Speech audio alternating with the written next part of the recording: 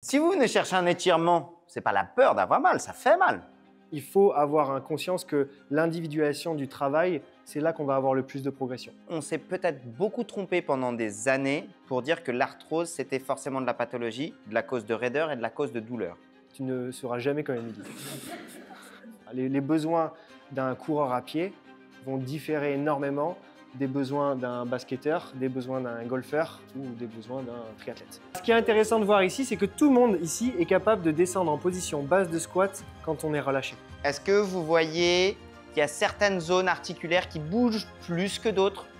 Les genoux doivent rester sur l'extérieur, c'est-à-dire qu'ils doivent être dans le même axe que vos orteils. Si c'est ça qu'il faut en très haut niveau, c'est ce que je vais faire chez mes amateurs. C'est à peu près comme si toi, tu courais ton 2 km et que tu prenais directement les chaussures de Kipchoge en te disant maintenant que j'ai les chaussures de Kipchoge, je vais pouvoir courir comme lui. Et on pense systématiquement que le bon mouvement, c'est le mouvement avec le plus d'amplitude. C'est pas vrai. On s'est trompé sur un plan. Merci à tous d'être là. Thibaut, merci beaucoup de nous accueillir pour cette conférence. Je suis hyper content d'être chez vous, chez GoWOD. Franchement, c'est quand même assez incroyable d'avoir un peu une success story à la française. Et encore plus quand on est confrère, donc t'es kiné. Oui. Aujourd'hui, on va justement parler de ta spécialité, de votre spécialité, parce que c'est une entreprise, on en parlera un peu plus tard, sur la mobilité. Thibaut, je te laisse te présenter pour ceux qui ne te connaissent pas. Je suis Thibaut Saliné, je suis kiné du sport, j'ai 33 ans, je suis marié. Je suis cofondateur donc de l'application GoWOD avec deux de mes associés, Romain et Thomas. Pour définir ce qu'est GoWOD, pour ceux qui ne le savent pas, donc GoWOD est une application mobile créée par des kinés et des ostéos qui permet d'améliorer la performance sportive dans son ensemble via un travail sur la mobilité, sur la souplesse, sur la récupération. L'intérêt pour vous, ça a été justement de proposer des programmes de mobilité pour chaque sport. Exactement. Pour chaque sport, en fonction de son propre profil. Donc chacun est différent. Greg et moi, on est très différents. On fait après la même taille. C'est le seul truc commun. Mais on est tous différents. Il faut avoir en conscience que l'individualisation du travail, c'est là qu'on va avoir le plus de progression. Et donc, on individualise en fonction des résultats de son test, mais également de son sport. Les besoins d'un coureur à pied vont différer énormément des besoins d'un basketteur, des besoins d'un golfeur ou des besoins d'un triathlète. Levez la main si, pour vous, la notion de mobilité, c'est quelque chose qui est très clair dans votre tête. OK? Donc, Marie, waouh, OK. Marie, si jamais je t'embête et que je te demande de me le définir pour toi, ce que ça serait? Pour moi, la mobilité, c'est l'amplitude articulaire dans le contrôle musculaire. Donc, Marie, t'es kiné, non? Prof de yoga. Yes! Magali, t'as levé la main. C'est surtout repousser le vieillissement articulaire et le mouvement. Intéressant. Ce n'est pas un axe qu'on a l'habitude d'entendre. Très intéressant. C'est comme ça que tu le définis dans ton ressenti? Oui, parce qu'en vieillissant, on a des mouvements qui ont une amplitude qui va réduire. Et justement, le fait de faire des exercices, et entre autres l'application, parce que je l'ai regardé, et ça va permettre d'augmenter, d'éviter que l'amplitude réduise. On abordera en plus ce Ouais, thème c'est avec les stats en fonction de l'âge et tout ça, c'est hyper intéressant. Donc, du côté de Marie, on a une réponse qui est finalement très, j'allais dire, physiologique, la différence entre l'amplitude active, l'amplitude passive. Chez toi, Magali, on a plutôt ce que j'appelle le confort de mouvement. Comment je me sens dans mon corps au quotidien et encore plus quand je me projette dans le temps. Il y avait d'autres mains qui étaient levées. Ton prénom? Lydia. Lydia. Moi, je dirais que c'est la liberté du mouvement. Ouais. Ça rejoint un peu Magali, sans la notion de projection, mais merci beaucoup Lydia. Émilie? Non, ça rejoignait, je suis professeure de yoga aussi, mais ça rejoignait plutôt le confort et voilà, l'amplitude, pouvoir être capable de faire. Voilà. Ok. Qui ici Super. pratique plutôt le crossfit? Eva, toi, c'est la définition que tu avais de la mobilité? Mais en fait, pour moi, la mobilité, ça peut être plein de sujets différents. En fait, il n'y a pas une définition claire. Parce que la mobilité, ça peut être. C'est du mouvement tout simplement. Après, ça peut être une amplitude articulaire.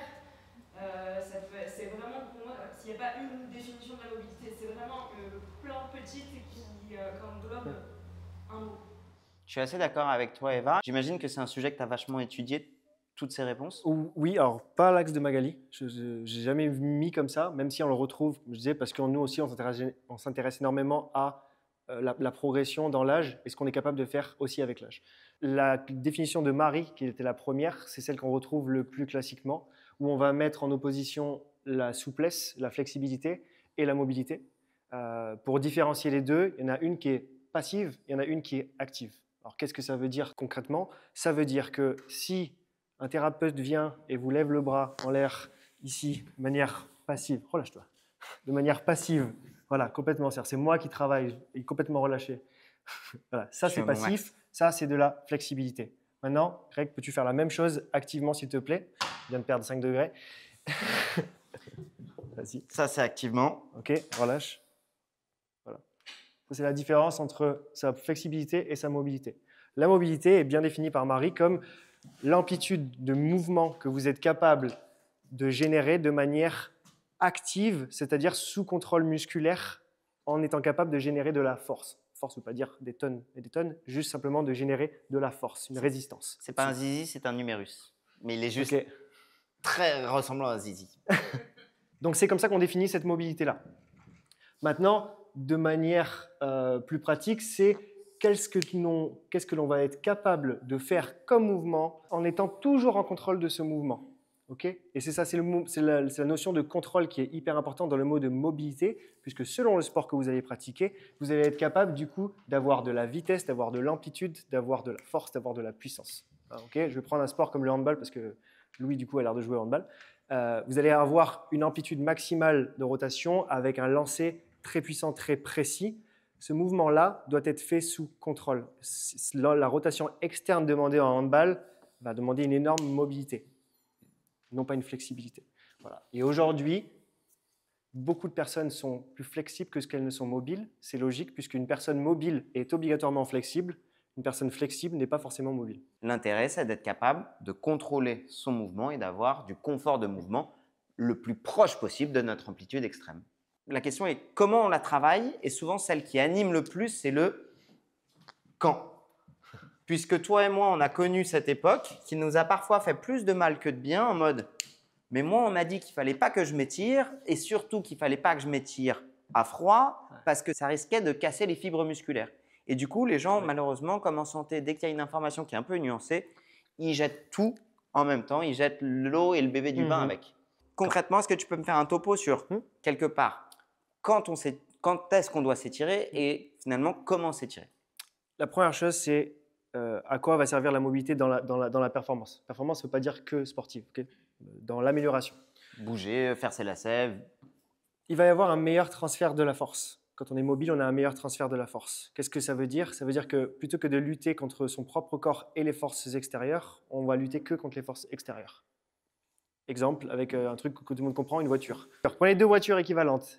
Il y a une voiture qui a le frein légèrement appuyé dessus, donc elle freine légèrement, et la roue avant droite un petit peu voilée. Et l'autre voiture, tout roule. Les roues sont dans l'axe et le frein n'est pas tiré. À votre avis, laquelle va aller la plus vite? Celle qui n'a pas de problème, on est d'accord. Ça veut dire que à une consommation d'essence, à une consommation d'essence égale, donc pour nous en tant qu'énergie, okay, qu'on va déployer, on va aller plus vite avec la voiture qui est mobile, qui n'a aucune restriction, parce qu'elle va uniquement lutter contre le bitume et la résistance de l'air. Contrairement à l'autre qui va devoir lutter contre le bitume, la résistance de l'air et elle-même. C'est pareil pour nous. Si on est complètement libre de son mouvement, on ne lutte que contre les forces extérieures. Sur un squat, c'est le poids qu'on rajoute sur son dos et pas nous-mêmes. Sur la course à pied, c'est uniquement l'enchaînement des pas et non pas une cheville ou une limitation d'amplitude, peu importe. Dans mon corps, ça va donner à peu près ça. Imaginons que j'ai une petite restriction de mobilité au niveau de l'articulation sacro-iliaque ou j'ai des muscles du bas du dos qui peuvent être très spasmés pour plein de façons. J'ai fait une grosse séance de crossfit la veille ou alors j'ai un métier où je piétine beaucoup et que globalement pour moi, rien que le fait de se pencher en avant me demande de lutter contre moi-même parce que mes muscles ici, un peu comme mes bretelles, vont me retenir. Or, si vous regardez un truc assez intéressant, quand je me penche en avant, mon centre de gravité il est plutôt devant, mais la gravité elle agit comment? Elle a plutôt tendance à me retenir ou à me faire pencher en avant? Plutôt à me faire pencher en avant. Donc en fait, si jamais je n'ai pas la mobilité nécessaire dans mes muscles derrière, si jamais j'ai une restriction douloureuse dans les muscles derrière, c'est plutôt ça qui fait que c'est difficile pour moi de me pencher en avant. Parce que naturellement, j'ai plutôt cette tendance à partir. Et l'inverse est vrai aussi. Mon muscle, il va plutôt derrière freiner le mouvement et l'accompagner et le forcer sur le retour. Et c'est des mouvements comme ça qu'on est amené à faire tous les jours. Sauf que dans notre quotidien, Ce n'est pas exactement toutes ces disponibilités-là que nous avons. Et forcément, quand on va repasser sur du sport, d'avoir cette faible, j'allais dire amplitude de mobilité, je vais changer de mot, amplitude de mobilité ça marche, mais je dirais panel de mobilité au quotidien va faire que dans nos pratiques sportives, c'est des nouveaux mouvements qu'on va venir chercher, ça peut être des restrictions qu'on peut venir visiter. Donc avant d'aller s'entraîner, avant de faire une course, avant de faire un effort, on va faire en sorte de préparer le corps à avoir le moins de restrictions possible afin d'avoir le moins besoin de lutter contre lui-même. Ça, on le fait de manière active, puisque l'effort derrière va être actif, on le fait de manière active. Il y a eu beaucoup de papiers qui évoluent encore aujourd'hui sur passif, actif, qu'est-ce qu'on fait avant, etc. Aujourd'hui, on en est à ce jour à un consensus de il faut privilégier l'actif avant de faire un effort.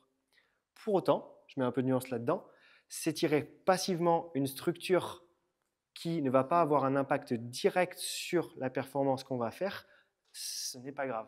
Les études qui ressortent souvent, c'est le sprint, le squat, ce genre de choses, des efforts très explosifs. Et on dit que si on s'étire passivement un muscle qui va avoir beaucoup d'importance dans le mouvement explosif qui suit, on va perdre de la performance. Et c'est vrai. On peut perdre jusqu'à 10% de force sur un squat si on s'étire quadriceps et ischio-jambier, juste passivement. Ceux avant d'aller courir. Ceux qui font ça avant d'aller courir, par exemple, si vous faites ça et que vous sprintez juste derrière, vous pouvez avoir entre 7 et 10% de perte de vitesse sur votre sprint. On parle d'un sprint, donc un effort très court. Cette vérité, elle est un peu plus tassée si on met un marathon ou un ultra-trail. Vous allez faire 100 km. Au bout d'un moment, l'effet va se dissiper. D'accord ? Donc, ça va être moins important sur la performance globale. Pour autant, il faut du coup privilégier les étirements actifs, du coup, avant un effort. Par exemple. Voilà. Donc, la différence pour s'étirer, est-ce que tu peux s'étirer les ischio-jambiers de manière passive, c'est ce que tu viens de faire avec la boxe, là, comme ça. Voilà. Donc, les ischio-jambiers, pour information, pour ceux qui ne sont pas forcément du milieu, ils vont faire face postérieure de tibia et ischion, et leur rôle, c'est de faire flexion de genou et extension de hanche. Donc, comme leur rôle, c'est de faire ça, pour les étirer, je vais faire l'inverse, extension de genou et flexion de hanche. J'étire mes ischios. L'étirement passif des ischio-jambiers. Maintenant, l'étirement actif, donc juste décolle ta jambe, et voilà. Et voilà. On voit que c'est un peu plus dur. Ça, c'est un étirement actif. Et comme ça, essayer de tendre la jambe de manière répétée, c'est un étirement actif, pour mettre un peu de cadre pour tout le monde. Est-ce qu'on peut prendre 4 personnes, juste leur demander de faire de la flexion répétée et de regarder ce qui se passe? On peut avoir plusieurs types de personnes. On va avoir plutôt du genre raide et du genre souple, et comme ça, on va regarder des trucs. Du genre raide, le Guillaume, c'est écrit sur ta tête. Je suis raide. Allez, viens. Émilie, comme tu es au premier rang, tu veux bien venir en gens souple? Involontaire? Nadia, viens. Et j'avais une autre main là. Et allez, viens Michel, et viens Léna aussi. Très simple, je ne vous donne aucune consigne particulière. Vous vous penchez ensemble comme si vous vouliez toucher le sol. Je ne vous donne aucune consigne et on regarde ce qui se passe. Pardon, vous me le faites une dizaine de fois. Je vous laisse tous, chacun d'entre vous, observer. Regardez éventuellement ce que vous voyez. Est-ce que vous voyez qu'il y en a certains qui ont des similitudes dans la façon de bouger? Est-ce que vous voyez qu'il y a certaines zones articulaires qui bougent plus que d'autres chez certains sujets et pas chez d'autres? Sur la descente ou sur la remontée? Est-ce que vous remarquez que pour certains, il y a… Continuez s'il vous plaît les amis. Il y a du gain d'amplitude. Est-ce que vous remarquez que sur certains, il y a de la perte d'amplitude? Est-ce que vous remarquez que pour certains, il y a des schémas qui sont les seuls à avoir?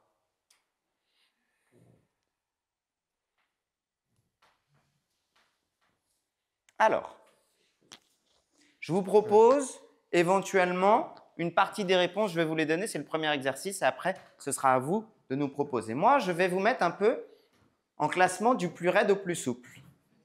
Émilie, tu vas venir ici. Michel, je suis désolé, tu vas plutôt partir par là. Ensuite, c'était Nadia, Selena et Guillaume.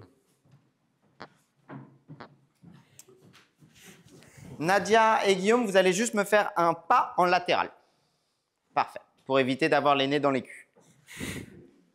Je vais demander à Émilie de se pencher 5 fois en avant. Émilie, quand tu veux. On a jusqu'à 16h30. Où est-ce qu'elle prend le plus de sa flexion, Émilie? Dans les hanches. Donc chez elle, quel est le muscle principal qui me permet de faire ce mouvement-là? Oui, je l'ai entendu. Fessiers. Les fessiers, je suis d'accord avec toi, mais c'est des muscles très courts. Les muscles fessiers, fléchisseurs de hanche, mais il y a un muscle qui nous limite beaucoup plus sur la flexion antérieure. Les ischio-jambiers. Elle est prof de yoga, Émilie. Pour ceux, Lydia, toi tu as déjà la réponse. Quel mouvement elle a beaucoup travaillé pour être capable de faire ça? Bon, bah Lydia balance la réponse. Comment? T'es pas prof de yoga, Lydia? Non, pardon, c'était qui Marie mon autre? ici. Marie. Le dos de la posture. La pince, merci beaucoup. Et en effet, regardez, il y a un truc que je trouve génial chez Émilie. C'est que quand elle se penche en avant, refais-le encore un coup. Il y a relativement peu de flexion au niveau du dos. Hein. Elle descend même dos droit. Mais regardez quand elle remonte. Et c'est la seule, quand je l'ai demandé de le faire 10 fois, 20 fois, qui commençait à couiner. Au bout d'un moment, ça la fait chier de remonter. Oui, parce qu'on reste en bas. Voilà. Parce qu'elle bouge presque trop. Michel. Ah, moi, ça me fait pas suer de remonter. Voilà. Michel, toi, t'es bien en bas? Ah non. Voilà. Quand tu veux, j'en monte. Qu'est-ce que tu ressens, Michel, quand t'es en bas? Attends, je vais essayer, mais je ne ressens pas loin. Ça tire un peu partout. Un peu partout. Donc, un peu partout. Il me monte les lombaires, le bas du dos. Donc, c'est plutôt ça qui va le limiter. Si on regarde Guillaume, au départ, Guigui, il est... Putain, et là, c'est bon. Ça y est, t'as passé le cap. Guigui, il était là. Et il a descendu là. Vrai ou pas? Et à la fin, même, il était là, il touchait le bas de ses chaussures. C'était le plus beau jour de sa vie, le pauvre. Quant à nous, les filles, très classique. Presque, certains diraient trop classique. Mais le classique, c'est bien. Très classique. Le classique, c'est bien. Vous me le refaites quand même un coup?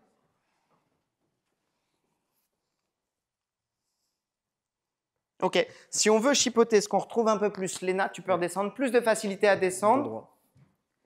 On a un dos qui est plutôt droit, une bonne flexion de hanche, une bonne mobilité des ischio-jambiers. Si je peux me permettre, Léna, compte tenu de la masse musculaire que tu développes, je pense que tu as un passif avec un sport d'explosivité. Je te vois bien faire de la gym avec parfois un peu plus de crossfit ou de muscu.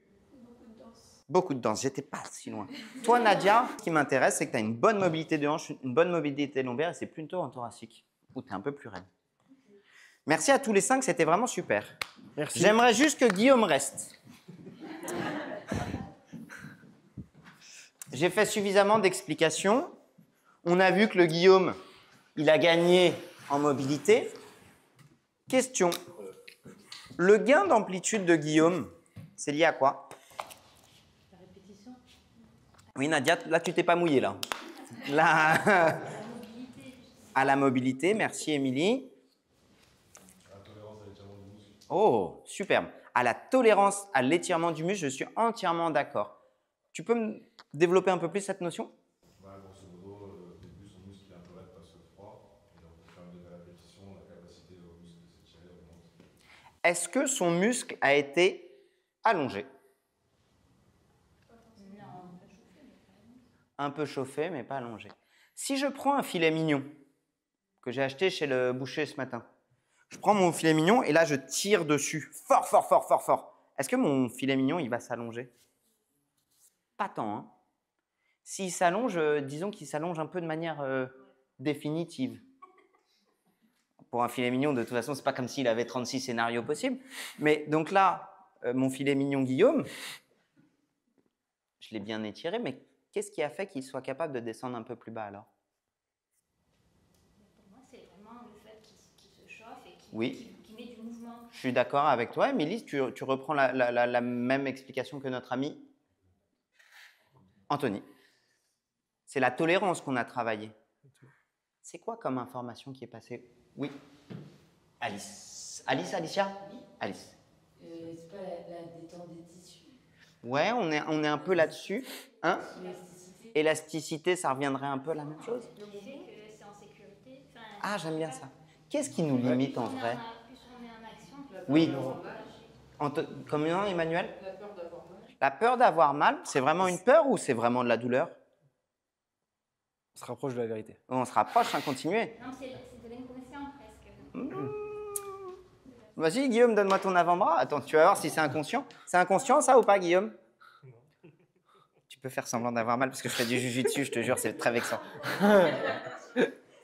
Si vous venez chercher un étirement, c'est pas la peur d'avoir mal, ça fait mal. Qu'est-ce qui envoie de la douleur? Les nerfs. Qu'est-ce qui traite la douleur?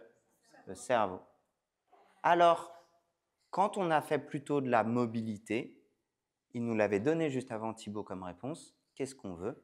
C'est diminuer la perception de l'étirement, favoriser la réponse neuromusculaire et c'est le cerveau qui va dire « Ok, en fait, là, c'est un moment où je dois bouger, je vais faire en sorte d'être plus souple dans mon mouvement. » Je lui ai fait faire 10 à 20 flexions. Là, ça fait 5 minutes que je parle. Si jamais je lui demande de se repencher en avant, quel devrait être le résultat? Presque comme le début. Et au bout d'une demi-heure, Le début. comme au début. Tu me montres de profil, s'il te plaît, Guillaume? Il va tout donner là. Ouais, il va Je tout sens- donner. il va, Quitte à se- il va on va arracher le entendre- sol. On va entendre un gros stang. Ouais, il a rien perdu, mais Ouais. c'est parce que mentalement, il est très fort. Merci beaucoup, Guillaume. Merci. Est-ce que tu pourrais aller plus loin dans les explications que j'ai proposées? Parce que j'imagine que je n'ai pas été très précis. Plus ou moins, on va dire. Mais vous avez déjà, s'il n'y a pas une réponse, il n'y a pas une seule réponse en disant c'est ça qui fait la différence. Il y a beaucoup de choses sur la répétition de vous êtes passé d'une position assise depuis quoi, une demi-heure à debout à faire des exercices. Donc, vous avez différents types de structures. La première étant la peau qui vient en fait coulisser et qu'on vient un peu regresser, si vous voulez, pour qu'elle coulisse elle-même sur les autres tissus en dessous. Une fois que vous l'avez fait une fois, c'est bon, vous l'avez décroché, vous avez déjà un petit peu gagné. Vous avez le fascia superficiel, on va pas rentrer plus profond, mais le fascia superficiel qui est sous la peau, qui pareil, vous avez mobilisé une fois, 2 fois, vous avez déjà gagné un petit peu d'élasticité en rien de temps. Derrière ça, vous allez avoir le côté stretch réflexe que vous venez en fait inhiber un petit peu. Comment ça fonctionne si on doit le vulgariser? Le corps est fait pour protéger toutes ces structures. Et pour un muscle, le danger il vient de l'étirement excessif. Donc, en cas d'étirement excessif, son réflexe, c'est de revenir dans l'autre sens. Okay, comme un ressort que vous tendez, si vous le lâchez, il revient. Pour se protéger de ne pas se déchirer, il va du coup créer une contraction. Ce que vous lui apprenez là, de manière répétitive, c'est « Regarde, je peux aller dans cette amplitude-là, en contrôle, il n'y a pas de problème, ça ne lâchera pas, au fur et à mesure. » Et vous réapprenez à votre système neuromusculaire à accepter que cet étirement est OK sous contrôle. Au bout d'un certain temps, ça a une limite. Vous ne pouvez pas aller jusqu'à l'infini. Si vous faites ça pendant 7 heures, vous allez progresser jusqu'à un certain moment et après ça s'arrête. Mais sur 10-15 répétitions, vous avez fait ça 10-15 répétitions, vous allez à chaque fois aller chercher un peu une nouvelle amplitude et faire accepter à votre corps que tout ça est OK. En gros, là, ce qu'on a travaillé, c'est juste dans la différence entre le contrôle que j'ai de base et venir me rapprocher de mon amplitude complète. Émilie, qui a une activité où elle passe beaucoup de temps là-dedans, elle a plus d'amplitude. Mais deuxième chose, c'est que quand on vient répéter des mouvements là-dedans, on ne gagne pas que ça. On vient aussi augmenter mon range of motion. On vient aussi augmenter l'amplitude. On a certaines structures, le muscle, le tendon, qui sont très réactifs, mais on a aussi d'autres structures, les structures capsulaires, ligamentaires, qui sont plutôt des structures articulaires, dans lesquelles on va aussi venir travailler. Autre chose qui est assez intéressant, c'est notre capacité d'adaptation de notre corps à différents délais. La structure qui répond quasiment le plus rapidement, c'est le système nerveux, mais il répond en mode on-off.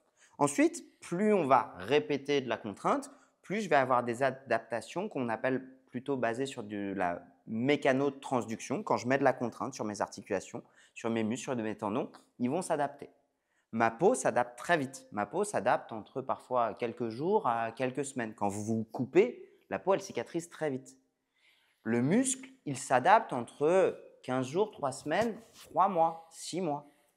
Le tendon, il met plus de temps. Le ligament met encore plus de temps. Le disque intervertébral met encore plus de temps. Le cartilage met encore plus de temps. L'élément principal qui fait que mes structures sont capables de s'adapter à différents délais, c'est l'apport en vascularisation, en oxygène et en nutriments. C'est pour ça que la mobilité, elle est intéressante parce qu'il faut, mine de rien, la répéter pour que cette transformation s'adapte à toutes nos structures. C'est pour ça que Émilie, si elle est devenue très souple, il y a 2 façons pour que Émilie devienne très souple. Soit d'une façon extrêmement brutale et traumatique, où globalement, tu deviens très souple une fois, mais tu n'y retournes pas. Soit sur de la répétition et de la répétition et de la répétition.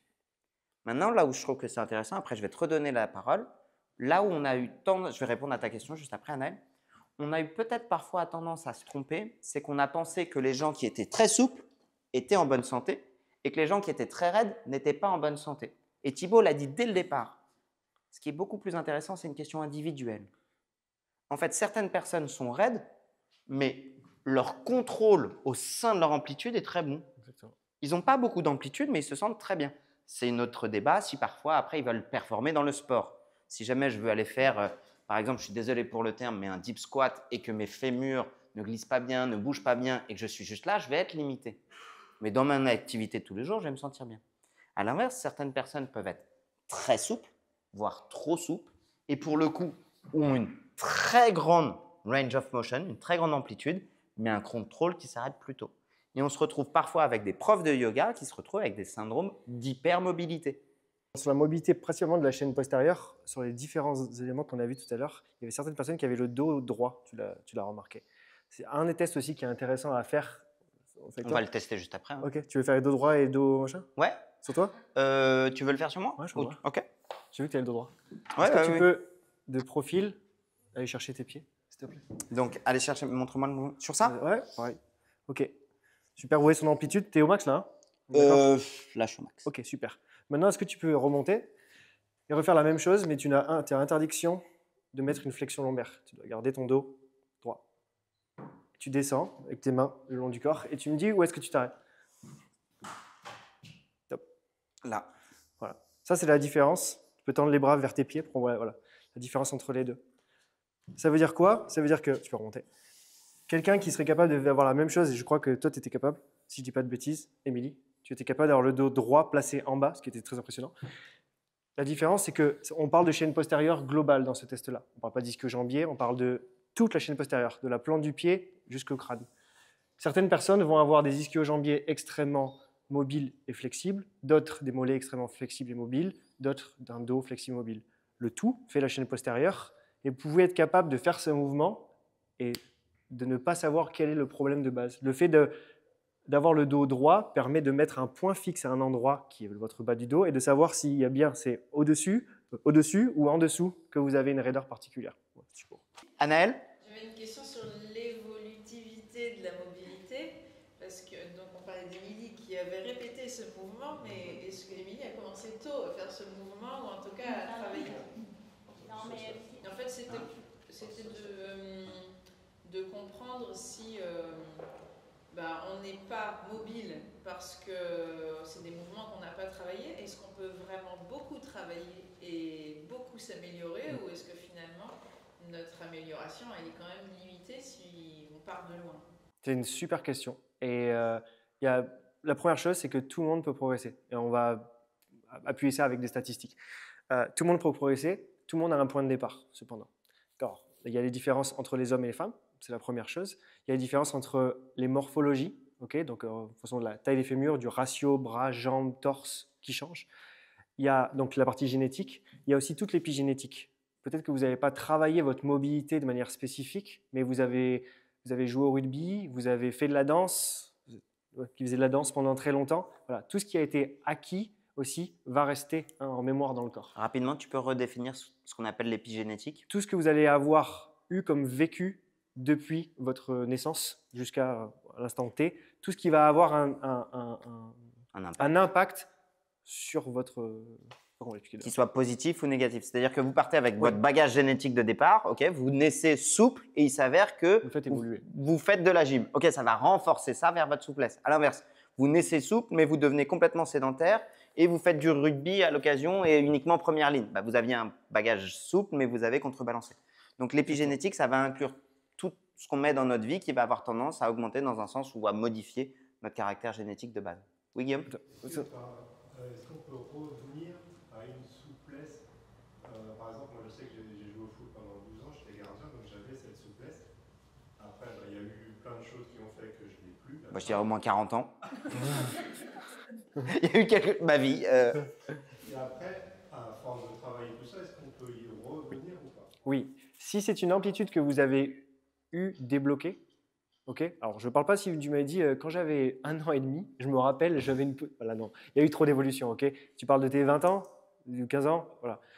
Oui, là-dessus, on va dire que tu étais déjà formé, tu as le même morphotype que ce que tu as aujourd'hui, et donc tu vas pouvoir retourner à ce niveau-là. Oui.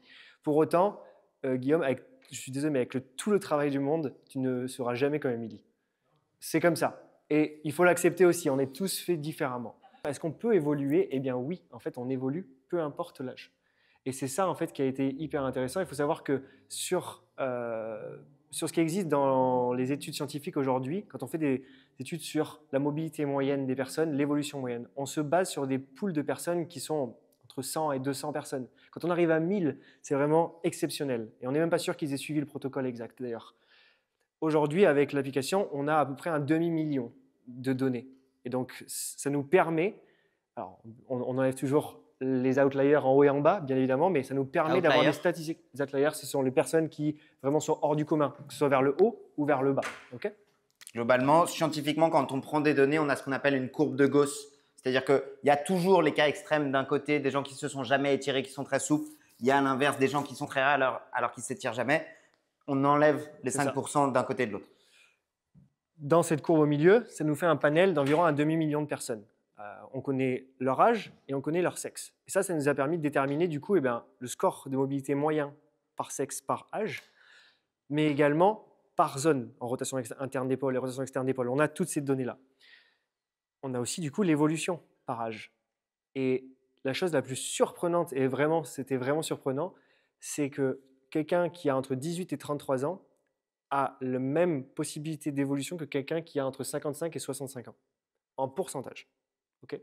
En pourcentage individuel, si entre 18 et 35 ans, je m'y file sur mon protocole, exactement. Je gagne 20%, je gagnerai aussi mes 20%. Je peux gagner aussi 20%, exactement. Je n'ai pas la data après 65 ans, pour information. On a une idée de la fréquence d'entraînement que ça demande Oui, alors aussi du coup, donc ça c'était quelqu'un qui est docteur qui a voulu faire son étude là-dessus justement sur l'évolution de la mobilité en fonction de l'âge, savoir si c'était possible de continuer à progresser. C'était hyper intéressant.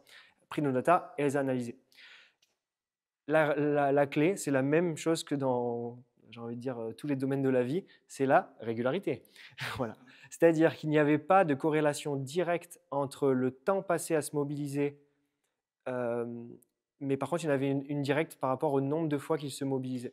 Et donc, en fait, le protocole idéal pour progresser, c'est tous les jours, entre 8 et 15 minutes. Il n'y a pas besoin de faire 1h30. Il n'y a pas besoin de faire l'erreur qu'on voit le plus possible, c'est oh, le jeudi, moi je ne travaille pas, et du coup, je me fais 1h30, c'est tout. Voilà. Tous les autres jours de la semaine, il n'y a rien.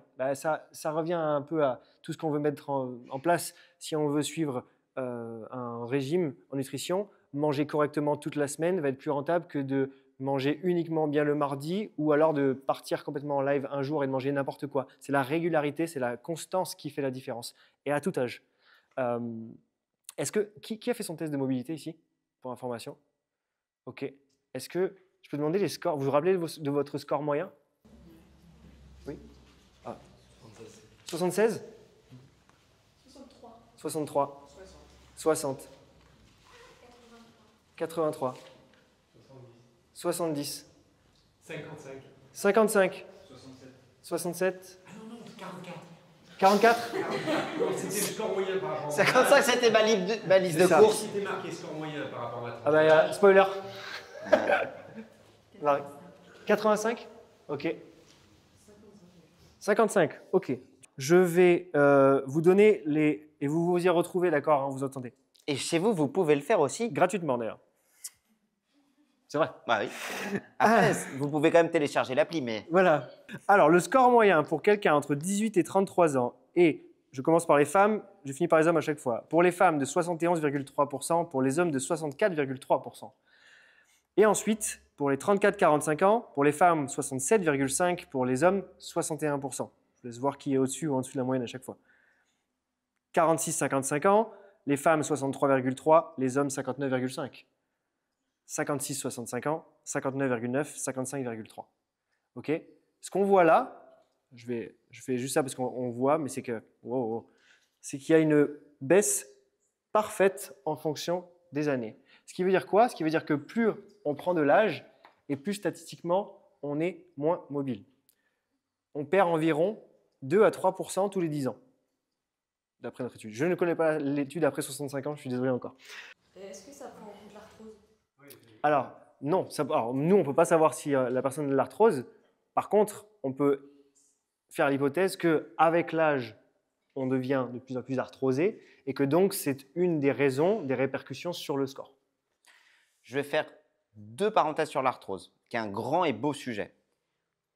Aujourd'hui, on s'est peut-être beaucoup trompé pendant des années pour dire que l'arthrose, c'était forcément de la pathologie, de la cause de raideur et de la cause de douleur. Comme je vous l'ai dit, les éléments articulaires et les éléments autour, musculaires, peau, fascia et ainsi de suite, ça forme un grand tout. Il est possible qu'on ait un lien de cause à effet. Plus je vieillis, plus, ce qui est normal, mes cheveux deviennent blancs, mon visage a des rides, plus il est normal que mes articulations vieillissent. Si jamais je commence à avoir des douleurs quand je vieillis et qu'on prend des images et qu'on voit qu'il y a de l'arthrose, le grand discours, et encore aujourd'hui dans 80% du temps, c'est arrêtez de bouger, bougez moins. Donc de dire directement c'est parce qu'il y a de l'arthrose qu'il y a de la raideur, pour le coup, ça pourrait être purement du résultat, je vais dire un grand mot, épigénétique, dans le sens où si jamais tu as une autorité compétente, un médecin, un voisin, une vidéo YouTube qui te dit vous avez de l'arthrose de hanche, arrêtez de faire du sport, bah, le simple arrêt de l'activité physique peut être une résultante de raideur musculaire parce que moins de rouage articulaire, plus de sensibilité neuromusculaire, moins de liberté ligamentaire. Donc, c'est un grand tout. Ce que je veux dire par là, c'est que globalement, de ce qu'on sait, c'est que quand on associe l'arthrose au bon discours, les gens le vivent mieux. Si on regarde les datas et notamment les recommandations de l'OMS, ça, je trouve ça dingue, elles sont accessibles partout. C'est à partir de 70 ans, les recommandations, c'est de faire 2 fois par semaine de l'activité intense pour les personnes âgées et de faire 3 à 4 fois par semaine de l'activité globalement douce à modérée. Je vais reformuler ma phrase. Pour les gens en dessous de 70 ans, les recommandations de l'OMS, c'est 3 activités par semaine, dont une fois, si possible, à haute intensité. Haute intensité, si vous ne savez pas ce que c'est comme une bonne baise. C'est le moment où tu as tout ton corps qui est en train de cramer, tu transpires, tu as du mal à respirer, tu te dis « Putain, c'était trop bien, mais je ne peux pas recommencer. » Ça, c'est une haute intensité. Si ça dure 1 heure, bien ouais. Mais ça, c'est dans ta vie et c'est dans les recommandations. Pour le cœur, pour les poumons, les articulations, les tendons et la santé mentale et la prévention d'Alzheimer, Parkinson et toutes les merdes qu'on a quand on vieillit. Quand on passe à 70 ans, on pourrait se dire bah, c'est là où il faut lever le pied. Or, et c'est plutôt les recommandations actuelles, c'est là où il faut accélérer. Les recos actuels, c'est considérer la personne de plus de 70 ans comme un sportif de haut niveau qu'il faudrait entraîner. On refait un petit test, peut-être, tu en avais un sur la chaîne post sur le back squat qui pouvait être intéressant parce que ça nous permettait d'analyser pas mal de choses. Moi, je voulais qu'on prenne 2 mouvements, la course à pied et le back squat, et qu'on les analyse à la limite biomécaniquement, qu'on comprenne un peu comment ça fonctionne et qu'on voit du coup qu'est-ce qu'on mettrait en place justement pour les améliorer. Course à pied ou squat en premier? Oula, on a eu une réponse, c'était franc. Ouais. Alice, tu te sens qu'elle est venue que pour Alice, ça. Alice, elle attend juste qu'on finisse pour squatter sur le rack derrière. Mais barrez-vous avec votre conférence de merde que je puisse squatter tranquille. Donc Alice en squat, merci. Qui d'autre veut venir tester son squat? Eva, et on va prendre Lydia. On va prendre Louis, Yvan et Lydia. Ça nous fait 5 personnes? Allez, venez. Est-ce que tout le monde peut essayer de faire un beau squat profond en essayant de garder le poids sur ses talons? Ok, super. Vous pouvez remonter. On refait une deuxième fois. Super. Qui fait… Pardon, je vais juste prendre les sports. Basket, je sais, pardon, pour Lydia. Crossfit, handball. Moi, je fais du judo, je fais aussi du vélo. Ok. Fitness, ok, super. Est-ce que tout le monde maintenant, donc vous avez tous essayé de faire un squat, vous avez essayé de maintenir votre buste le plus droit possible quand vous descendez, s'il vous plaît, allez-y. Ok, super. Super. Vous pouvez relâcher et remonter. Maintenant, vous allez, je m'en fiche complètement de votre buste, vous allez juste essayer de descendre ce qu'on appelle un bottom squat, c'est-à-dire complètement relâché en bas du squat, vous pouvez complètement relâcher, allez-y. Voilà. Alors, ce qui est intéressant, voilà. Ce qui est hyper intéressant, vous pouvez remonter si la position n'est pas confortable. C'est pas ton prénom? Surtout pour toi, non? C'était pas très confortable, non? Moi, je sais que j'ai une valeur. Oh, ok. Non, ce qu'on a vu, c'est que tout le monde est plus ou moins capable de tenir la position basse du bottom squat, c'est-à-dire avec un super squat. Vous avez vu? On le refait encore une fois pour que tout le monde regarde. Complètement relâché. Voilà. Vous avez vu, tout le monde est capable de descendre avec une super amplitude. L'amplitude du squat qu'on considère, c'est que le creux de la hanche, ici, est en dessous du genou. C'est ce qu'on définit comme la répétition qui est validée. D'accord? voyez bien que tout le monde est capable. Oui, tout le monde est capable ici. Vous pouvez remonter, c'est pas très confortable. Oh, je suis désolé.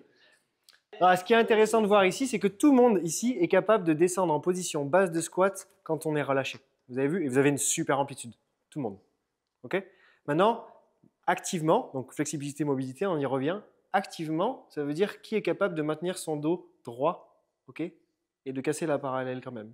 Vous essayez encore une fois. Essayez de faire le squat le plus... avec le... Voilà. Super. Didier, un peu plus bas, si tu peux. Non. OK. Voilà. Super. Vous avez l'exemple exact de la définition entre la mobilité et la flexibilité ici. OK? Vous pouvez remonter. Alors, sur le squat, ce qui est intéressant, c'est que le squat prend beaucoup de choses en compte. Le premier, si je pars du bas et que je remonte, OK, vous avez une flexion de cheville qui va être nécessaire, OK, pour squatter. Spoiler, ce qui arrive très souvent, c'est qu'on met son problème sur la cheville parce qu'on ne sait pas trop sur quoi le mettre. On n'a pas envie que ce soit les hanches, parce que les hanches, c'est un peu trop long à travailler. Donc, on met sur la cheville par expérience. Beaucoup nous disent « Non, mais c'est mes chevilles, en fait, j'ai un problème à la cheville, j'ai une entorse de cheville quand j'étais jeune, etc. » Et puis nous, quand on vient tester les patients, on se rend compte que la cheville, honnêtement, il y a quand même un peu d'amplitude. Ça pourrait être mieux, mais il y a quand même un peu d'amplitude. Ce qui est intéressant, c'est qu'il ne faut pas beaucoup de mobilité de cheville pour être capable de faire un squat. Et vous pouvez en fait quasiment avoir une cheville raide et squatter sous la parallèle. OK? Tu sais le faire? Non, j'ai... Pas de cheville. OK. Je voulais pas le faire, mais OK. Du coup, vous pouvez squatter et... Pardon, je sais pas si on va cheville, mais hop là. En fait, vous pouvez, si vous voulez, ne pas avoir de mobilité de cheville. Vous pouvez aussi aller vers l'avant, mais vous pouvez ne pas en avoir. Donc ça, c'est pas l'excuse majeure. OK? Mais avoir une bonne mobilité de cheville, ça va vous aider si vous voulez avoir un squat très profond, bien évidemment, comme en haltérophilie, par exemple. Ensuite, vous allez avoir le genou. Le genou, lui, il vient juste en faire une flexion. À moins que vous ayez une pathologie, c'est-à-dire une opération, quelque chose qui vient vous limiter la flexion de manière même passive, vous n'avez pas d'excuse sur le genou. Et du coup, on va remonter un peu plus haut. Généralement, la hanche. Et donc là, on va avoir plusieurs choses. On va avoir, une raideur au niveau de la flexion de hanche ou des fléchisseurs de hanche. 2, une rotation externe de hanche qui va vous permettre de descendre dans votre squat, de venir vous asseoir dans votre squat, et une rotation interne de hanche également qui va avoir son importance. Je vous montre juste rapidement pour que vous voyez. Ça, c'était la flexion de genou, ça vous l'avez. Ça, c'était la flexion dorsale de cheville. Attention, je me plante une fois sur deux. Rotation interne de hanche. Oui. C'est un peu merdique parce que l'axe n'est pas le bon. Et rotation externe de hanche. Ça t'impressionne, Michel? L'interne est impressionnante activement, pour info. Elle était impressionnante, c'est bien. Là, moins, mais de l'autre côté, c'était bien. Voilà, c'est bien. Voilà. Vous avez remarqué, impressionnant, il a dit. Ouais, donc, et le pire, c'est ta rotation externe, je crois, de hanche, qui est très bonne. Oui, très bonne rotation externe. Voilà, ça, c'est impressionnant. Activement, vous pouvez être capable de faire ça, c'est très beau. Voilà. Hey, Mais Michel, encore une fois, quel sport tu pratiques? le jiu-jitsu brésilien. Et quel sport tu pratiquais avant? Le rugby. Et... Non, en fait, et le crossfit, non. Merci. Non, surtout, non, ce qui a fait, c'est que j'ai passé quand j'étais étudiant, j'étais tout le temps assis comme ça. Ok. En fait, pendant toute ma croissance, qui a été plus longue que ce qu'on pourrait penser. Juste lente. Oui, juste lente. En fait. Pas une grande amplitude de croissance, mais ça a duré longtemps. J'ai été assis comme ça en permanence. Et je suis mieux comme ça. Enfin bref. Très bien, magnifique. Donc ce qui est intéressant ici, pour vous dire ça, c'est que maintenant, les deux articulations, parce que le genou on le sort, les deux articulations qui pourraient permettre de squatter plutôt correctement avec le buste droit, elles ont l'air d'être là. Si vous avez des bonnes hanches, si vous avez des bonnes chevilles, non, vous n'avez pas de raison. C'est ça le bottom squat. Quand je vous dis c'est mou, ça vient tester uniquement ça. Si vous êtes capable, vous êtes capable. La seule différence qui va être entre un bottom squat et un squat bien propre, bien rep, avec le buste bien droit, c'est l'activation de votre chaîne postérieure. Donc, encore une fois, la mobilité. Qu'est-ce que vous êtes capable de générer comme tension musculaire sous contrôle pour maintenir votre buste droit? OK? On essaie d'en refaire un? Et on essaie de lever les bras en face de vous, s'il vous plaît. Ça va aussi. 45 degrés devant vous. Alice, est-ce que tu veux bien te mettre ici, s'il te plaît? Parce qu'il y a un cas qui est assez intéressant. Ouais, Lydia, c'est bien mieux. Vas-y. OK. Est-ce que tu peux le refaire, mais en ayant les bras relâchés complètement, s'il te plaît? Oui. Tu peux le refaire? OK. Magnifique. Écartement. Ouais. Super. Voilà. Donc, quand vous avez, et là, ça marche pour vous en tant que personne sportive, en tant que thérapeute, etc., le fait d'analyser un mauvais squat, il faut définir le problème. Vous allez essayer en fait de jouer à un jeu en éliminant en fait les causes. La cheville, OK. La hanche, OK. Passivement, OK. Activement, OK. Maintenant, la personne n'est toujours pas capable de faire son squat qu'est-ce qu'on va faire? On va regarder s'il y a une bonne activation de la chaîne postérieure, c'est-à-dire être capable de maintenir son torse droit et d'activer musculairement ça pendant qu'on est dans une amplitude maximale. Si on veut rendre le test encore plus complet, est-ce que quelqu'un peut faire un overhead squat? C'est-à-dire un squat mais avec les bras au-dessus de la tête. Ok? Tu veux essayer? Je t'en prie. Voilà. Tu peux essayer? Merci. Impressionnant, hein? Tu veux essayer? C'est pas un jugement du tout, hein? Mais tu sais, c'est très bien, merci. Tu sais, c'est mieux que 80% des tests qu'on a, donc c'est très très bien. Ça, c'est pour ça que ce test-là, qu'on appelle le wall squat, se trouve dans l'app. C'est le test ultime de mobilité globale du corps. Pourquoi? Parce que ça va nécessiter une flexion d'épaule, donc une flexion d'épaule, c'est-à-dire être capable activement d'avoir les épaules au-dessus de la tête. Ça va nécessiter une activation thoracique, une extension thoracique, une activation de la chaîne postérieure, une super mobilité de hanche, une super mobilité de cheville. Thibaut, je peux te demander un petit service. Est-ce que tu saurais me faire ce mouvement avec à quoi ça ressemblerait si j'étais limité par ma cheville, à quoi ça ressemblerait si j'étais limité par mon genou, par ma hanche, par mon activation du dos, pour que physiquement on voit à quoi ça ressemble? Waouh! Est-ce que je suis capable sur moi? Ouais. Non. Non, je ne suis pas capable parce que je ne saurais même pas le limiter en fait. Anthony, toi, tu es comment là-dessus, sur ce test? Je suis assez mobile des chevilles, je suis assez mobile du dos aussi. Des hanches? Il est parfait. C'est vrai? Il est parfait. Ok, c'est très bien. Tu peux venir, Anthony, s'il te plaît? Parce que je prends Anthony parce que je le connais bien. Tu vois ma question, hein, Thibaut? Oui, T'as je vois compris très ma bien, question. justement. Et Anthony, en plus, a un profil, désolé, Anthony, qui fait beaucoup de sports de combat, qui est plutôt néo-crossfitter. Donc, les mouvements d'overhead squat, c'est quelque chose que tu pratiques, mais ça t'en fait pas ton quotidien. Mais tu as un très bon back squat, ça, je le sais. Voilà. Est-ce que tu peux nous faire, en regardant Greg, s'il te plaît, un overhead squat, les bras tendus au-dessus de la Tu l'auras tête? sur la grande cam, donc c'est mieux sur la grande cam. Voilà. Ok. D'après vous, c'est ok pour toi de rester là, Anthony? Ouais, 1 heure, c'est bon. Hein. Ouais. D'après vous, son mouvement est très très bien. Mais si on voulait voir ici, d'après vous, qu'est-ce qui le limite? Donc Léna nous dit l'extension thoracique. Guillaume nous a dit l'épaule. Émilie, donc ça, la région scapulaire. Ouais. Est-ce que tu peux le refaire, mais en regardant le mur du fond, s'il te plaît? Vous allez voir du coup peut-être un peu mieux. Les hanches, c'est-à-dire? Il vient chercher. Alice, tu peux venir, s'il te plaît, faire la même chose? Alicia, pardon, excuse-moi.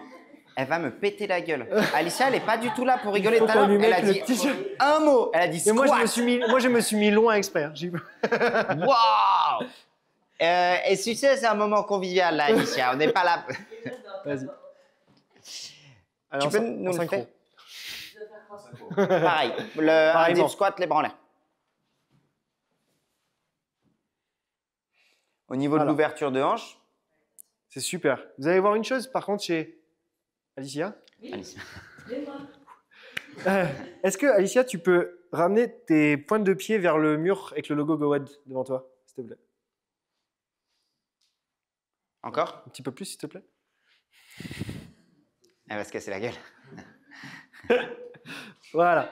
Voilà. Sa position, du coup, se détériore au fur et à mesure. Pourquoi? En fait, elle a trouvé sa position de confort là-dedans. Elle a trouvé dans une rotation externe, en fait, hyper amplifiée, et elle vient s'appuyer là-dessus. Ça lui donne une base de stabilité pour être complètement bien. Pour autant, pour générer de la force dans cette position-là, est-ce que tu squattes dans cette position-là? Est-ce que tu squattes avec les jambes ouvertes, les pieds ouverts? Ok. Comme à ce point-là ou un peu moins? Non, pieds là, j'ai orienté le là. Ok. Est-ce que tu as déjà essayé de squatter avec les pieds plus parallèles? Pour essayer, mais ça ne descend pas. Voilà.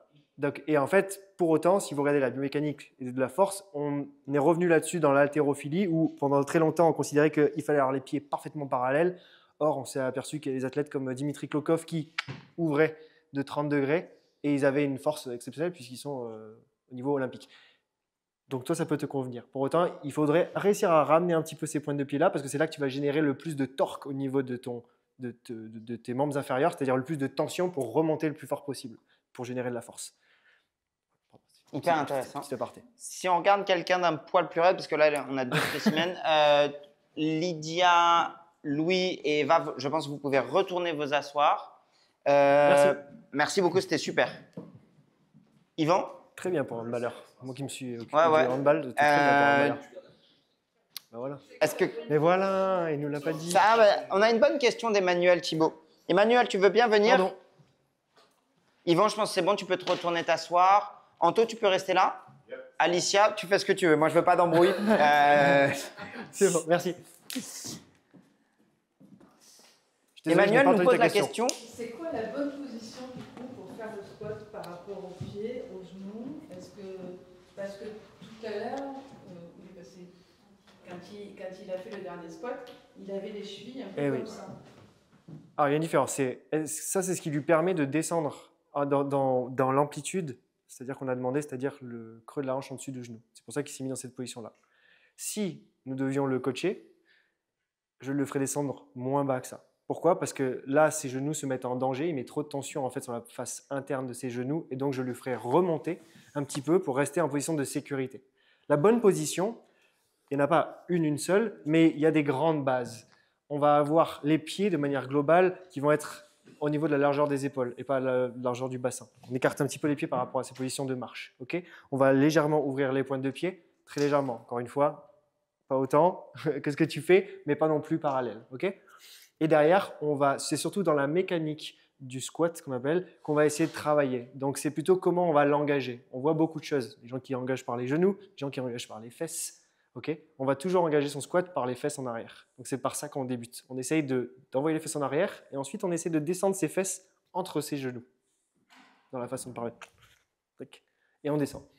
Les genoux doivent rester sur l'extérieur, c'est-à-dire qu'ils doivent être dans le même axe que vos orteils. Okay, vos genoux doivent regarder dans le même axe que vos orteils.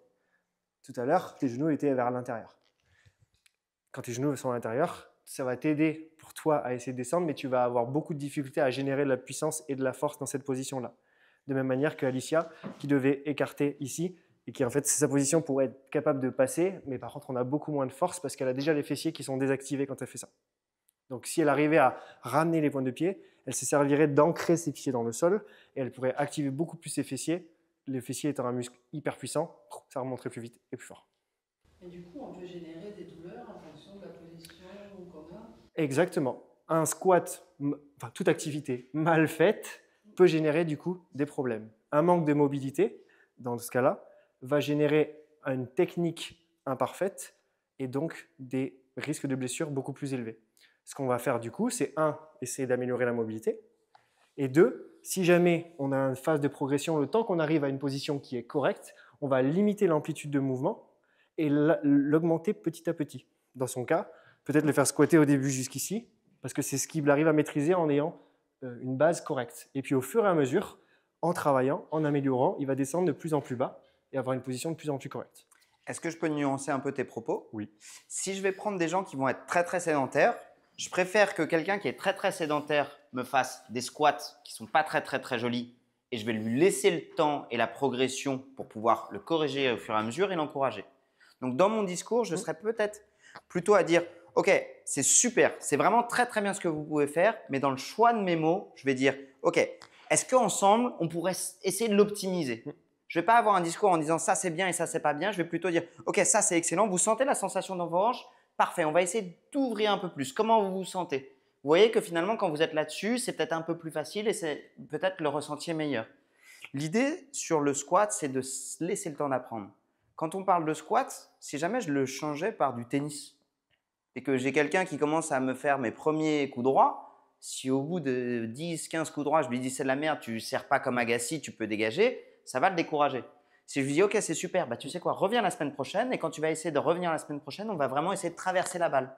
Ok, petit à petit, il va l'apprendre et ainsi de suite. Donc, je comprends tout à fait cette notion de c'est quoi, comment bien squatter. Eh bien, moi, je dirais répétons du squat progressivement, laissons le temps d'apprendre, essayons d'apprendre au passage les sensations qu'il y a dans mon corps et on va arriver vers un mouvement plus optimal.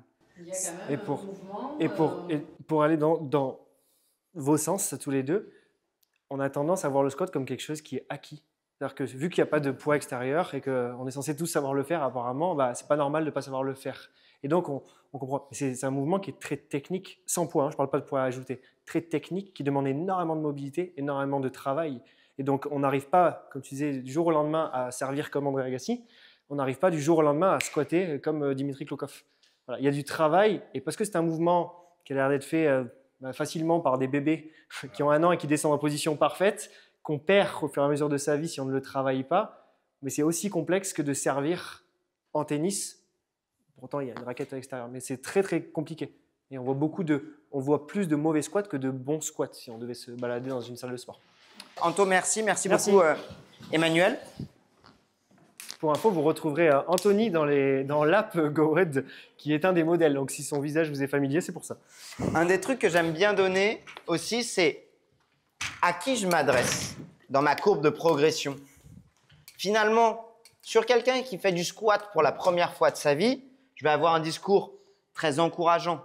Pour les débutants, je vais être très encourageant, je vais tolérer une grande marge d'erreur et je ne vais pas forcément le faire flipper. Un autre paramètre que les gens ont tendance à sous-estimer, c'est finalement la question de la charge de travail qui va être tributaire du poids, du nombre de répétitions, du temps de repos, de l'intensité et du temps entre chaque séance. Donc pour quelqu'un qui est très nouveau, qui va me faire 3 x 10 une fois tous les 15 jours, déjà je suis content qu'il me fasse les 3 x 10 plutôt qu'il ne me fasse rien. Pas du tout le même discours que si jamais je vais chercher des haltérophiles de très haut niveau, où là, le degré près d'activation, la perception de la fatigue, le niveau de stress, comment ça s'est passé à la maison et dans son alimentation, peut changer tout. L'erreur qu'on a parfois tendance à faire, même si c'est assez sexy, c'est de regarder le très haut niveau et de se dire « Waouh, si c'est ça qu'il faut en très haut niveau, c'est ce que je vais faire chez mes amateurs. » Mais c'est à peu près comme si toi, tu courais ton 2 km et que tu prenais directement les chaussures de Kipchoge en te disant bah, « Maintenant que j'ai les chaussures de Kipchoge, je vais pouvoir courir comme lui. » Donc, c'est intéressant toujours de remettre les choses dans leur contexte. Et dans ta question, je la trouve géniale, c'est que c'est quoi un bon squat? Je dirais, en fonction de là où vous êtes, c'est le squat que vous faites. Maintenant, on a toute une vie pour progresser et c'est trop bien. Et vous allez voir que finalement, plus vous allez le répéter, plus vous aurez des subtilités qui vont s'ouvrir comme des portes de nouveaux mondes de progression dans votre squat. Et travailler sa mobilité en amont d'une séance de squat va vous permettre d'avoir une technique d'exécution qui va être meilleure et qui petit à petit va aller vers la position du très haut niveau et qui va permettre du coup soit de rajouter des charges externes, soit de faire plus de répétitions, mais également de faire des squats sans avoir de risque de blessure. J'ai répondu à ta question, Emmanuel. C'est un petit… Tu as le droit de ne pas être d'accord avec moi. Hein. C'est-à-dire que moi, je sais que j'en fais pas parce que j'ai toujours l'impression que je suis mal positionnée et que j'aurai plus de points négatifs que de positifs à le faire. Ok. Je te donne 3 astuces globalement pour savoir si un mouvement est bon pour toi ou savoir si jamais tu as peur de le faire. Si un mouvement est douloureux, admettons le squat, réduisez l'amplitude. Mieux vaut que vous fassiez du quart de squat que du full squat qui vous fait mal. Deuxième chose, au lieu de le faire en dynamique, faites-le juste en isométrique. Donc, dynamique, c'est que j'enchaîne concentrique, excentrique, concentrique, excentrique. Isométrique, c'est je prends le même mouvement, je garde la tension musculaire, je peux garder ma charge aussi, mais je vais venir chercher dans une amplitude de mouvement qui est moins irritante. Ça veut dire quoi? Si jamais tu as par exemple une perception de sensation désagréable dans tes genoux, la tension que tu vas mettre au niveau de tes genoux ne sera pas la même quand tu es genoux tendus que si jamais tu es complètement en flexion. On s'est trompé sur un plan. J'adore le yoga. Le yoga est absolument génial. Mais on pense systématiquement que le bon mouvement, c'est le mouvement avec le plus d'amplitude. Ce n'est pas vrai. Une grande amplitude sur une zone qui est irritable, ça fait mal en fait.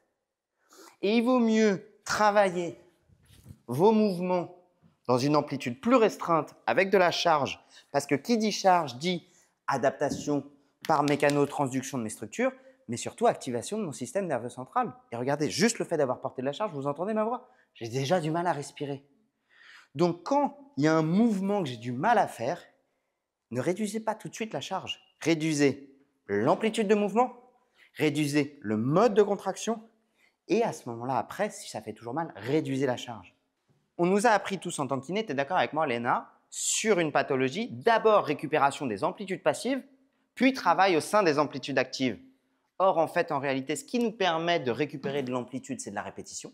Et la répétition, certes, va modifier nos structures, mais va surtout au niveau de notre système nerveux central désensibiliser le mouvement. Donc, mes 3 astuces, si jamais tu as peur en squat, mets un petit peu de poids. Globalement, je pense que tu peux partir avec du 10 ou du 15 kg ton poids de corps. Tu peux faire évidemment de l'activation avant, de la mobilité avant, et après tu te renforces avec 10-15% de ton poids de corps, réduis l'amplitude, fais de l'isométrique et réintègre à peu près petit à petit du mouvement avec de la charge. Enfin, et réadapte la charge petit à petit. Si on prend la course à pied comme exemple, dans la course à pied, on va avoir bien évidemment une grande dominance sur le bas du corps. Donc, qu'est-ce qui va se passer quand on court?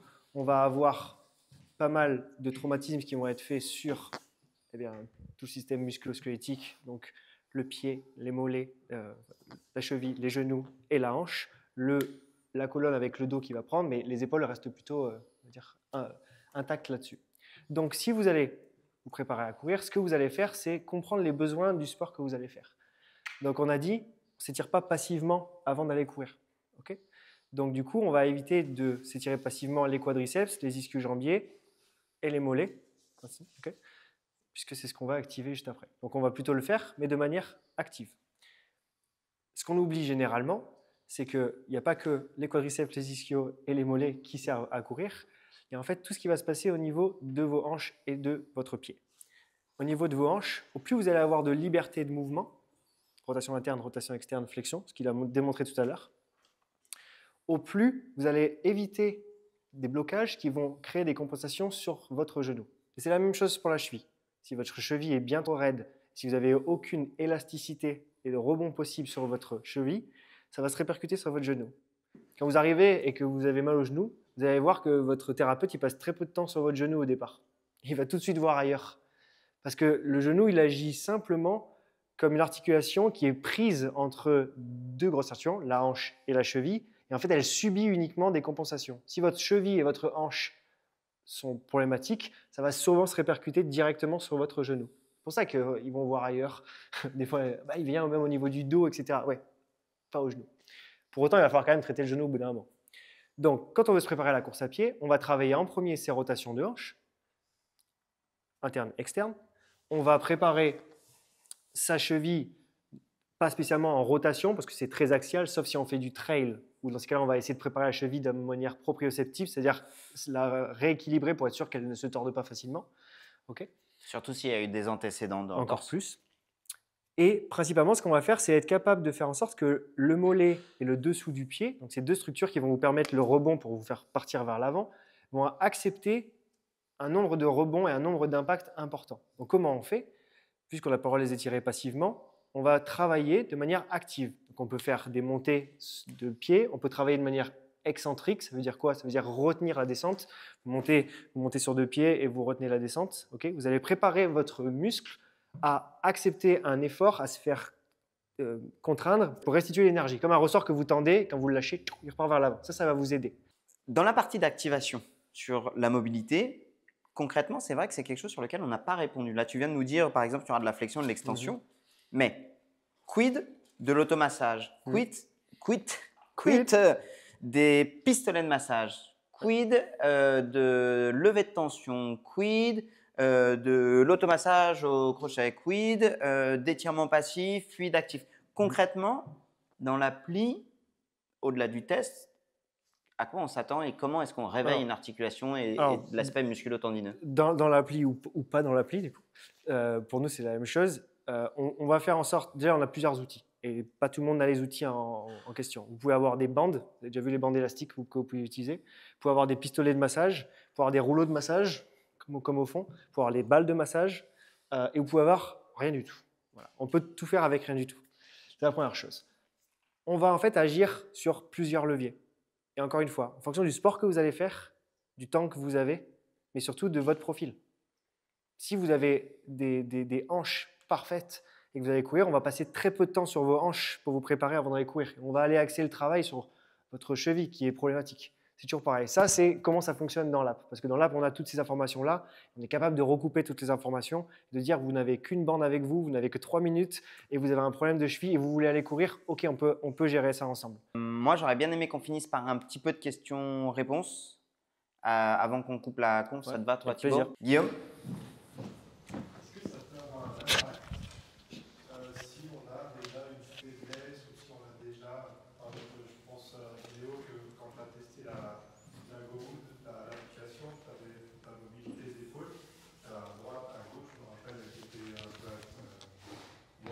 Est-ce que dans le protocole d'échauffement de routine, est-ce que ça peut avoir un impact après derrière sur l'enchaînement qui suit? Alors, oui, ça peut avoir un impact. C'est-à-dire que nous, on prend l'info et on la traite. Pour autant, on ne veut pas rendre les personnes dissymétriques. Donc, asymétriques. Dissymétriques, n'importe quoi. Si, ça marche, dissymétrique, je pense. Merci. C'est vrai, mais merci. Donc, du coup, on va faire en sorte de travailler de la même manière les deux côtés pour être sûr qu'on a un équilibre. Si on passait à un cran supérieur, mais là, on s'adresserait plutôt à l'ultra-précision et principalement dans le haut niveau, on irait chercher justement des asymétries logiques. Donc, je prends le handball ou n'importe quel sport de lancer. Un lanceur, il a une rotation externe du bras de lancement excessivement haute, généralement supérieure à la physiologie. Et même au-delà de la moyenne. En tout cas, en haut niveau, c'est comme ça. Ils sont supérieurs à la physiologie. C'est d'ailleurs une des raisons de pourquoi ils sont à ce niveau-là. Et donc, du coup, ils sont vraiment opposés des deux côtés. Là-dessus, sur des gens comme ça, on ferait l'effort de dire oui, ok, bon, on va essayer de limiter ce qu'on peut et il faut vraiment qu'on essaie de rattraper. Pour la majorité, on essaie de faire en sorte de dire non, on va vous amener le plus possible à avoir deux côtés super. Le côté qui est déjà meilleur que l'autre, il va dans tous les cas progresser moins vite que celui qui est moins bon. Donc petit à petit, en fait, on va les réduire à avoir un score similaire. Même dans l'activation, le protocole d'activation, oui. Oui. Quand on prenait la course, on faisait les mouvements et tout, ça n'a pas d'impact derrière. Par exemple, sur le mollet, si on fait la flexion, puis on a un problème sur la cheville gauche, il n'y a pas d'impact après sur la course ou sur le protocole. Non, ça pourrait avoir dans certains cas rares, on pourrait trouver des exceptions à ce truc-là, mais de manière globale, non. Il y a une question qu'on avait évoquée tous les deux à l'heure du déjeuner. Est-ce que GoWOD, ça sert à faire de la réadaptation? On a parlé finalement beaucoup de prévention de blessures, de confort du mouvement, mais est-ce que quelqu'un qui a une douleur a un intérêt à prendre GoWOD pour le faire? C'est une bonne question. GoWOD, ça sert à améliorer sa mobilité et sa récupération. Avant l'entraînement avec des activations, après l'entraînement avec des protocoles de récupération, ou bien à distance de l'entraînement avec des protocoles qui vont être adaptés à vos points faibles, ou vous pouvez choisir des zones du corps pour faire vos propres protocoles, des protocoles de sommeil, des protocoles de réveil. Voilà, on a un panel énorme de choses qui peuvent vous aider dans toute votre pratique de la mobilité au quotidien. Pour autant, on n'a pas la réponse pathologique. On ne vous demande pas quelle pathologie vous avez. Et donc là-dessus, nous, notre but, c'est de prévenir les blessures. Si vous avez un parcours, on va dire vous commencez le sport J1, vous entraînez trop fort, vous faites une erreur, vous allez vous blesser, vous allez voir Greg, vous allez le voir, vous allez travailler avec lui, bilanter avec lui, mettre en système de réhab avec lui. Par la suite de ça, maintenant que tout va bien, pour éviter la prochaine blessure, vous allez utiliser l'app pour limiter la prochaine fois que vous irez chez lui. Et le but étant potentiellement de ne pas y aller. Si jamais vous vous reblessez, vous allez repasser chez Greg. Le but de GoWOD n'est pas de traiter une pathologie, parce que pour traiter une pathologie, il faut plus d'informations que simplement un test de mobilité. Il faut avoir un humain avec des connaissances, un toucher, qui va bilanter ce que vous faites et qui va être capable de réorienter du coup le travail. Parfois, quand on va chez le kiné nous touche. Voilà. Ça, là, ne vous touche pas. Vous pouvez essayer, mais ça ne vous touche pas. Et donc, vous allez faire ce travail-là avec un thérapeute, kiné, ostéo, professionnel de santé. Vous allez travailler là-dessus. Donc, nous, on n'est pas dans de la rééducation ou du traitement de pathologie, mais on est dans du travail de prévention de pathologie et de récupération. On est complémentaires. Eva.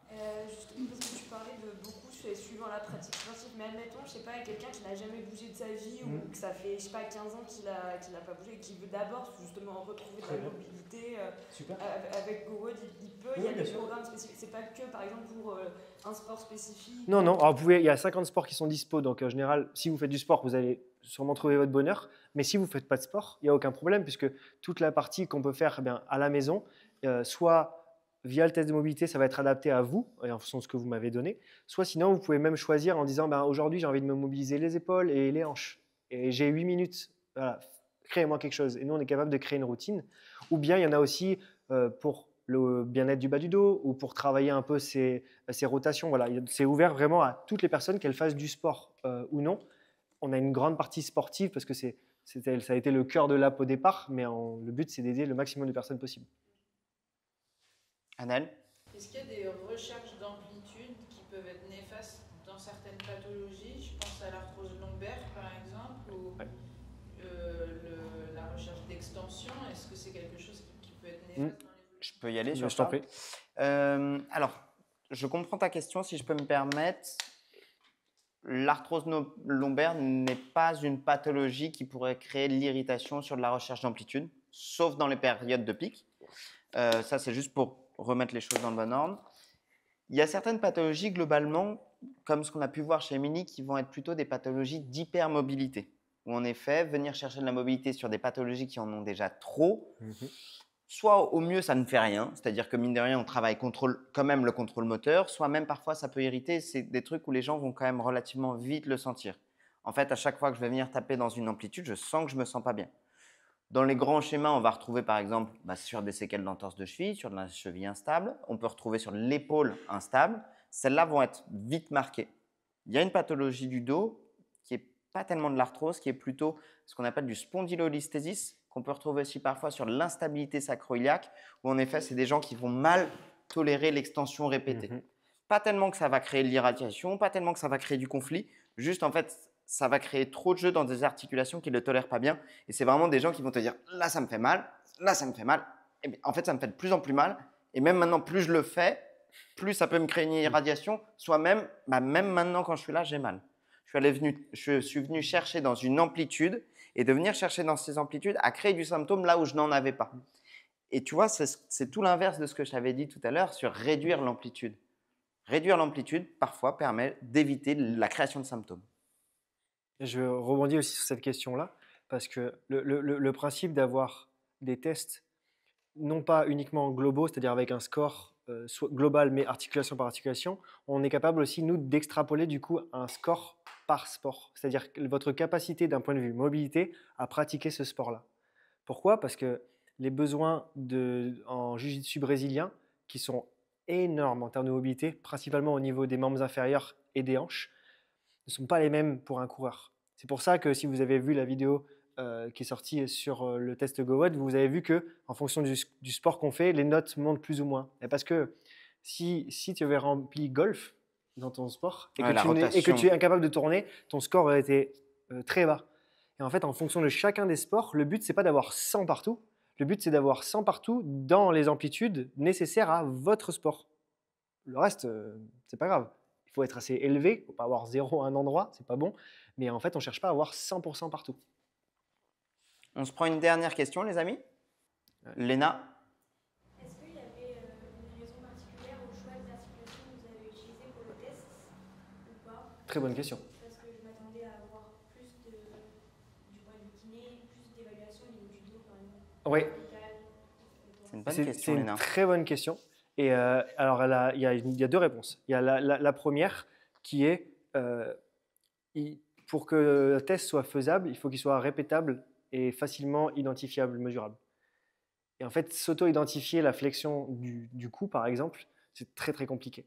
C'est-à-dire parce que c'est très restreint comme amplitude, mais aussi parce que c'est très compliqué à évaluer. Je ne sais pas si tu as vu dans l'app comment c'est fait, mais c'est avec des angles, des repères anatomiques qu'on peut prendre pour dire « Ok, je peux aller là, maintenant je peux aller là, je peux aller là, donc j'ai progressé ». Nous, on en a besoin pour le faire. Et tant qu'on n'est pas capable d'avoir un test de mobilité qui est fait par détection automatique, ce qu'on appelle motion capture, c'est-à-dire tu poses ton téléphone, ça te filme et tu fais le mouvement et le téléphone est capable d'analyser ça, alors on n'est pas capable d'avoir ce genre d'articulation. 2, c'est parce que très souvent, on a essayé de faire en sorte qu'on puisse avoir un bilan qui est complet, le plus complet possible, mais aussi abordable par le plus grand public. On pourrait le compléter par exemple avec le test des poignets. On ne teste pas la flexion de poignet, l'extension de poignet. On pourrait parce que ça ferait partie, mais en fait c'est limitant dans vraiment très très peu de sports. Et globalement, ce n'est pas ça qui va créer de grandes pathologies qui pourraient suivre. Donc on s'est permis de ne pas le faire. Mais je suis d'accord avec toi, le jour où la technologie nous le permettra, on pourra beaucoup plus s'amuser à tester d'autres choses. Je crois qu'on peut finir là-dessus. Je vous le dis au niveau de la caméra, merci à vous d'être venus. On a fait une story pour Instagram, vous étiez au taquet pour le faire. Si jamais vous voulez participer à d'autres conférences, mettez-moi un énorme like parce que c'est grâce à des partenaires comme ça qu'on peut organiser cette conférence gratuite pour vous. Est-ce que vous avez kiffé aujourd'hui? Oui. Est-ce qu'on peut applaudir Thibaut? Merci Thibaut. Vous ne pouvez pas imaginer, je vous réponds à vous et je vous réponds à la caméra, le plaisir que j'ai d'organiser des événements comme ça, où pour moi, c'est du win-win-win, où vous avez un moment gratuit avec des gens qui sont passionnés et je suis trop content. Pour nous partager notre passion, vous le sentez, j'en ai de l'émotion dans la voix parce que c'est réel, je suis trop content de vivre des moments comme ça. Et puis pour une marque qui fait des trucs avec des gens qui sont passionnés, qui ont un vrai intérêt pour changer la vie des gens, merci de nous accueillir. Donc, si jamais vous voulez participer, bah, juste soyez attentifs. J'ai passé une story sur Instagram, donc abonnez-vous sur Instagram. Abonnez-vous évidemment à GoWOD et téléchargez leurs applications pour tester vos tests de mobilité. Et puis, merci à tous d'être là. Je crois qu'on peut finir cette vidéo. Thibaut, tu veux un mot de la fin? Non, je voulais tous vous remercier. Merci à tous d'être venus. C'était super et ça m'a fait hyper plaisir de le faire avec toi. Par rapport à la boucle est bouclée. La boucle est bouclée. J'espère que c'est un début de boucle.